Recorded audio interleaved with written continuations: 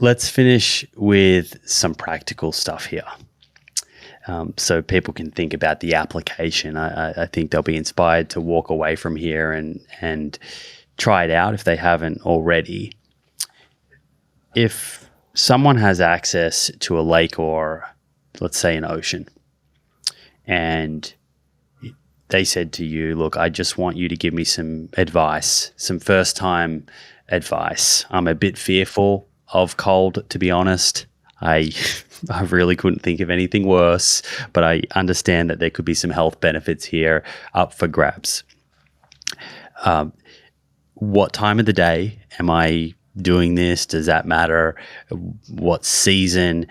And to begin with, am I kind of just running in and running out, or jumping off a pier and jumping out? Like, how should I approach this as a beginner? Yes, first of all, I am totally with you, I would say to that person, because I've been there and I've been a person who just wants to run the other way.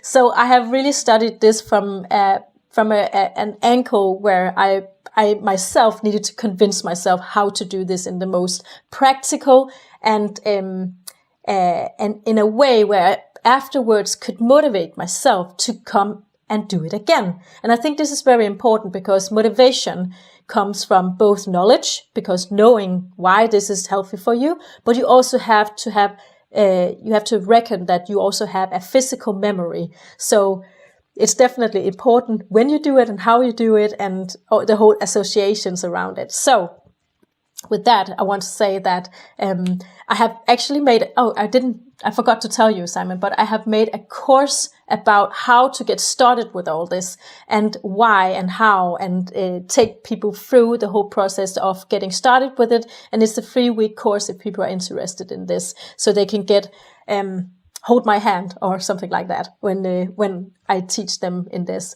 But what they can do if they are totally new, get used to the thought. That is often what I think, that people start thinking about the cold water and going into the cold water, having this resistant or rejecting it in the beginning, saying, oh, it's not for me. I can hear that it's a good idea, but it's not for me. That is already the beginning. So convincing yourself, getting some knowledge, learning how and why, that is one step.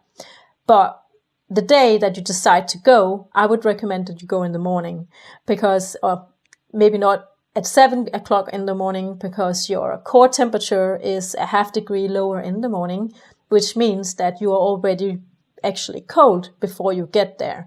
So you could exercise before going into the cold water if you want to, but I would say later in the day, afternoon at least, that is a good place, because then your core temperature has come up a bit, your stress hormones, your coffee has working a bit, and then you are more warm and more, you can say, prepped for taking your first plunge. So this is for your first plunge. If you are adapted, it doesn't really matter on maybe going in the water before bedtime is not a good idea, because it's going to activate your sympathetic nervous system and all your stress hormones.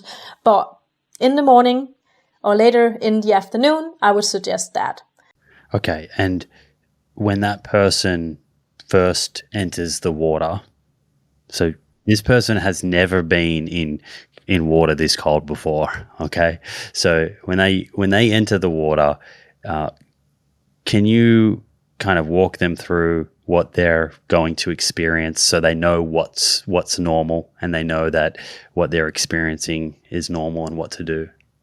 It's completely normal to be a little bit fearful before you step into the cold water and you haven't done this before, especially if it's an open sea, because the water moves and it's probably dark, and but a cold plunge is more, you can see through the water, so you kind of know what's in there. So your fear is going to be different depending on where you go in.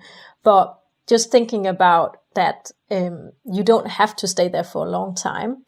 Thinking about your breathing is probably the key, most effective thing for controlling your nervous system. So your breath, your breathing is going to be the one controlling how well you would do. And the first time is probably going to be a little bit difficult for you, because you will hyperventilate, and you cannot really control that the first time. Or some people can, and I'm amazed by that, but I couldn't.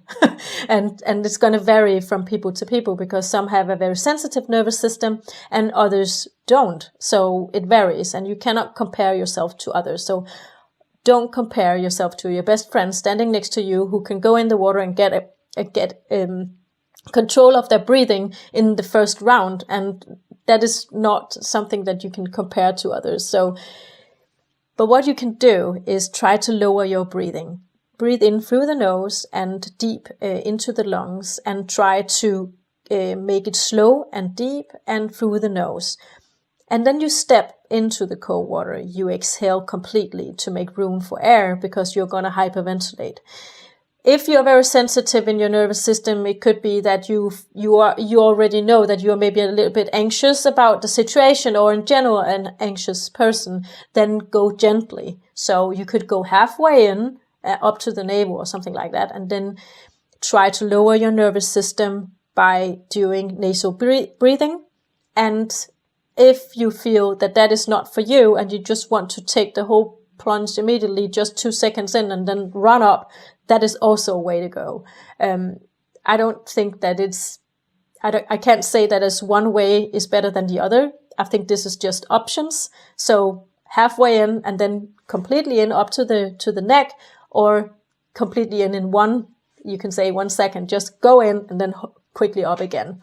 But yeah, if you want to train your adaptation, then in time you should try and see if you can switch from mouth breathing to your nasal breathing, which is a kind of a recommendation for your whole life, also your everyday, but also try to do that in the cold water, because that's a way to control your stress level, right? So yeah. So would it be pretty rare for a first timer to kind of stay long enough in the water to get through the cold shock and find a place of calmness?